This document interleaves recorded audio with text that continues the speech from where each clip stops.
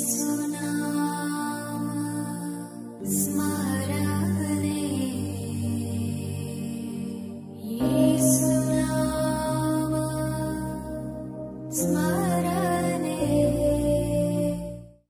The lord. యేసునామ స్మరణ అనే ఉదయకాల కార్యక్రమానికి మీ అందరికీ ఆహ్వానమండి. బాగున్నారా?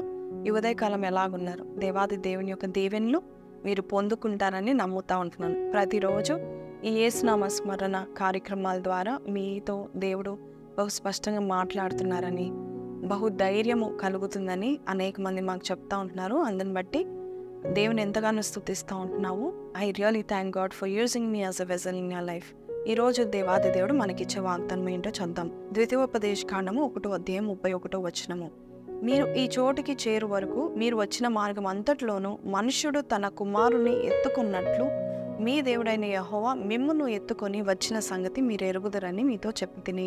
మీరు ఏ చోటికి వెళ్ళాలో ఆ చోటికి వెళ్ళేంత వరకు తండ్రి ఒక కుమారుని ఎత్తుకున్నట్టుగా నేను మిమ్మల్ని ఎత్తుకొని తీసుకొచ్చాను అని దేవాది దేవుడు తన ప్రజలకు చెప్తున్నాడు. ఈరోజు మీకు కూడా చెప్తా ఉంటున్నాడు. దేవుడు మిమ్మల్ని ఆశీర్వాదపు చోటికి వెళ్ళేంత వరకు మిమ్మల్ని ఎత్తుకుంటాడు, ఎత్తుకొని ఆయన నడుస్తాడు. ఇంత గొప్ప వాగ్దానం కదండి. మేము అందరం కూడా 7 పిల్లలము. తల్లికి తండ్రికి చిన్నతనంలో నాంపల్లి ఎగ్జిబిషన్ ఉండేది. అప్పుడు కార్స్ కానీ బైక్స్ కూడా లోపలికి అలౌడ్ లేదనమాట. అటువంటి సమయంలో ఎంతో దూరము నడవాలి.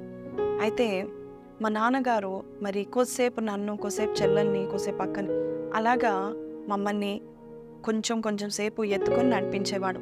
అప్పుడు నేను అనుకునేదాన్ని మనసులో, అబ్బా చెల్లెలు ఉన్నారు, ఇప్పుడు చెల్లెలు లేకపోతే ఈరోజు రాకపోతే మా డాడీ నన్నే కదా మొత్తం ఎత్తుకొని నడిపించేవాడు, కొంత దూరం వరకే నడిపిస్తున్నాడు, ఆ తర్వాత వారిని ఎత్తుకుంటున్నారు అని నేను అనుకునేదాన్ని. నిజమే అండి.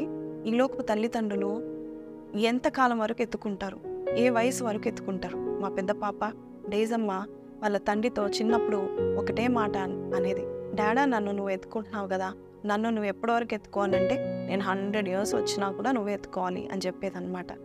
అది కొంచెం పెద్దగా అయినాక అది మర్చిపోయింది. వాళ్ళ డాడీ ఎప్పుడు గుర్తు చేస్తూ ఉంటారు, 100 years ఎత్తుకోమన్నావు, ఇప్పుడు నా దగ్గర కూడా రావట్లేదు అని అంటూ ఉంటాడు. నిజమే. ఈ లోకపు తల్లిదండ్రులు లేక ఈ లోకపు తండ్రి మనం అలసిపోయినప్పుడు లేక మనల్ని ఎత్తుకోగలిగినంత వరకు ఎత్తుకుంటారు. ఆ తర్వాత ఆయన మోయలేడు. కానీ మన పరలోకపు తండ్రి ఎంతవరకు ఎత్తుకుంటాడని బైబిల్లో ఉంది తెలుసా? యెషయా 46:4 ముదిమి వచ్చు వరకు నేను నిన్ను ఎత్తుకుని వాడని నేనే, నేను నిన్ను నడిపించి వాడని నేనే, నడవడానికి ఓపిక లేనప్పుడు అలసిపోయినప్పుడు నేను ఎత్తుకొని మోస్తాను అంటున్నాడు. ఈ ద్వితీయోపదేశకాండం 1:31 కూడా ఒక తండ్రి తన కుమారుని ఎత్తుకొని ఆ చోటుకి తీసుకెళ్లేంత వరకు ఎలాగైతే ఎత్తుకుంటాడు అలాగే నేను ఎత్తుకుంటున్నాడు. నీ ఆశీర్వాదపు చోటికి వెళ్ళేంత వరకు నేను ఎత్తుకుంటాడు. శ్రమల్లో, బురదల్లోనో, ముళ్ళ పొదల్లోనో నీవు ఒకవేళ నడుస్తున్నట్లయితే, నీవు ఆ యొక్క గరుకు మార్గంలో నడుస్తున్నట్లయితే నీ దేవుడు నిన్ను ఎత్తుకొని నడిపిస్తాడు. ఆయన నడుస్తాడు. ఇంత గొప్ప దేవుడు మనకున్నాడు కదా. యెషయా 40లో ఒక మంచి మాట ఉంది. ఆయన మనల్ని ఎత్తుకొని నడిపించినప్పుడు మనల్ని రొమ్మున ఆనించుకొని ఎత్తుకుంటానంట. ఎంత చక్కగా ఆయనకి దగ్గరగా, ఆయనకి సమీపంగా ఎంత చక్కగా నడిపిస్తాడు మన తండ్రి. ఈరోజు నీవు నమ్మినట్లయితే, నిజమే దేవుడు నన్ను ఎత్తుకుంటున్నాడు అని నమ్మినట్లయితే నువ్వు నిజంగానే ధన్యుడవు, ధన్యురాలవు. ఎందుకంటే మన కళ్ళతో కనపడదు, కానీ కొంత దూరం వెళ్ళినాక అయ్యో నేను ఇది ఎలాగ దాటుకుంటూ వచ్చాను, ఎలాగే శ్రమల గుండా నేను వచ్చాను, ఎలాగే ముళ్ళను నేను దాటుకుంటూ వచ్చాను, ఏ ముళ్ళు నన్ను గుచ్చలేదే అని నీవు చెప్పగలుగుతావు. కొంత దూరం అయినాక కొన్ని సంవత్సరాల తర్వాత నీకు అర్థమవుతుంది దేవుడు నిన్ను ఎలాగా మోసాడో నీకు అర్థమవుతూ ఉంటుంది. ఈరోజు ఆ వాగ్దానమే దేవుడు మనకి రిలీజ్ చేస్తూ ఉంటున్నాడు. నేను నిన్ను ఎత్తుకొని నడుస్తూ ఉంటాను. నీవు వెళ్ళే చోటు వరకు నేను నీకు ఇచ్చే ఆశీర్వాదం అని ఆ చోటుకి తీసుకెళ్లేంత వరకు నేనే నీకు దేవుడుగా ఉంటాను, నేను నిన్ను ఎత్తుకొని నడిపిస్తాను అంటున్నాడు. ఎంత గొప్ప దేవుడు కదండి. ఈ వాగ్దానం ఎత్తిపట్టుకొని ఈరోజు మనము ప్రార్థన చేద్దామా? మనల్ని ఎత్తుకునే దేవుడు మనకున్నాడు.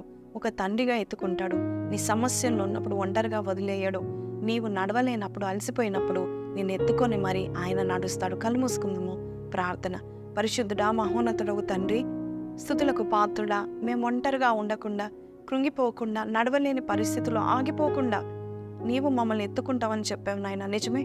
అలసిపోయినప్పుడు ఆగిపోతాం, అలసిపోయినప్పుడు పడిపోతాం, తిరిగి వెనక వెళ్ళిపోతాం. అమ్మో నా వల్ల కాదు, ఈ కొండ ఎక్కలేను అని అనుకుంటాం. కానీ నీవు మాకు తోడుగా ఉండి మమ్మల్ని నీవు అయా ఆశీర్వాదపు చోటికి తీసుకెళ్ళేంత వరకు ఆ భూమి మీద మా కాలు మేము మోపేంత వరకు నీవు మమ్మల్ని ఎత్తుకొని నడుస్తావని చెప్పి నా వాగ్దానం బట్టి నీకు వందనాలు నాయన. అయ్యా ఈ రోజు ప్రభా తండ్రి మమ్మల్ని ముందుకు నడిపిస్తున్నందుకు నీకు వందనాలు. అయ్యా ముందు గొప్ప విజయాలు మాకు దయచేస్తున్నందుకు నీకు వందనాలు. రానున్న దినాల్లో ప్రభా తండ్రి మేము వెనక తిరిగి చూసినప్పుడు నీవు ఇంత దూరం మమ్మల్ని ఎలాగ తీసుకొచ్చావని నేను స్తుతించేవారుగా మమ్మల్ని చేస్తున్నందుకు నీకు స్తుతులు స్తోత్రాలు చెల్లిస్తూ యేసు పరిశుద్ధ నామములో అడిగి వేడుకొంచున్నాం తండ్రి, ఆమేన్.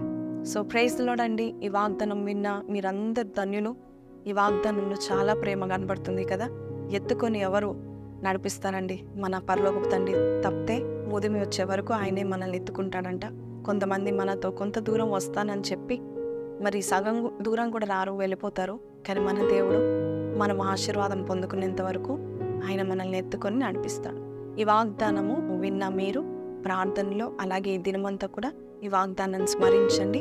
గొప్ప దీవెన మీరు పొందుకుంటారు, గొప్ప కాన్ఫిడెన్స్ వస్తుంది, ధైర్యంగా ఉంటారు. ఈ ఒక వాగ్దానం మీతో మాట్లాడితే కమెంట్లో ఆమెను పెట్టడం మర్చిపోకండి. సబ్స్క్రైబ్ చేసుకోండి. సబ్స్క్రైబ్ చేసుకోకపోతే లైక్ చేయండి, షేర్ చేయండి. వాట్సాప్ స్టేటస్లో అలాగే మీ గ్రూప్స్లో సోషల్ ప్లాట్ఫామ్స్లో షేర్ చేయండి. అనేకులకు ఈ వాగ్దానం తెలియపరచండి. దేవుడు మిమ్మల్ని బహుగా దీవించాలని మనస్ఫూర్తిగా కోరుకుంటున్నాను. See you tomorrow. Until then take care. God bless you. Praise the lord.